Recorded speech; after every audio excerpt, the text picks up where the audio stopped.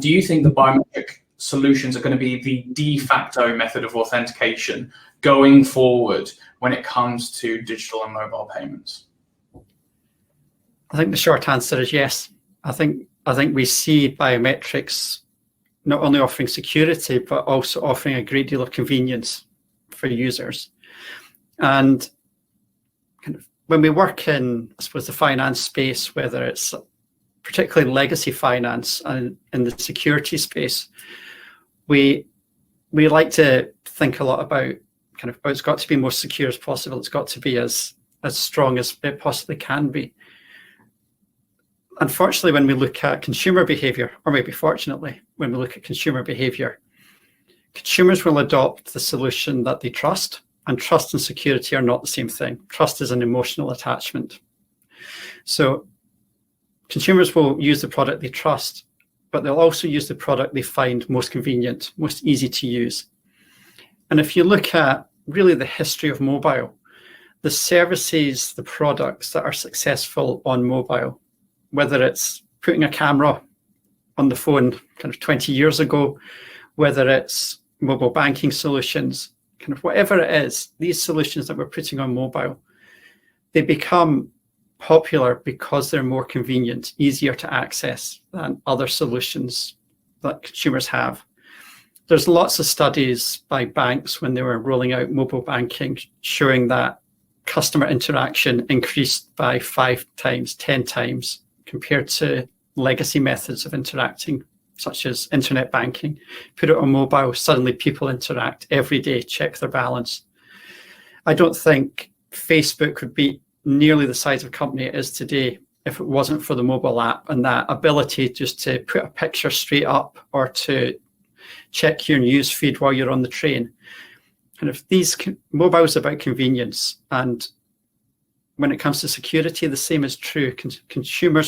Customers will use the product they trust, but also the product that has convenient access. You put a big, massive login process onto your mobile banking app, the consumers will go elsewhere. As long as they trust it, then they'll be quite happy using another product.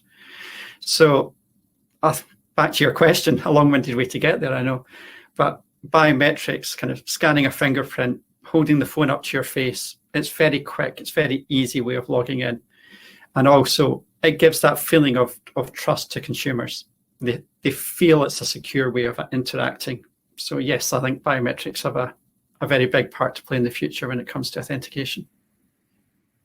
And Glauco, can I get you to chime in as well? Do you agree that it will be, in a kind of broad sense, the most used and de facto form of authentication because of that convenience? Yeah, I really believe on that. I'm working my previous bank, the previous company that I work.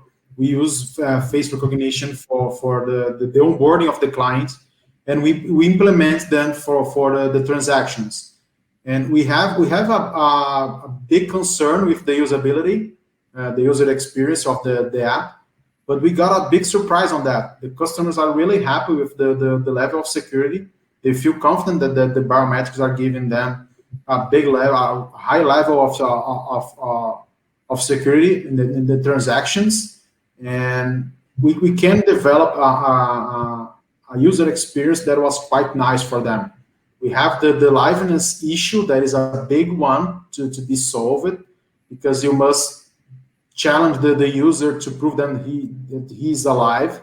The fraudsters are trying to avoid this control here, but the technologies are evolving a lot on this scenario, and they are becoming easier for use. You don't have to do too much challenge. They can capture if you are alive or not, just with basic movements, and the experience for the user, it's really, really good.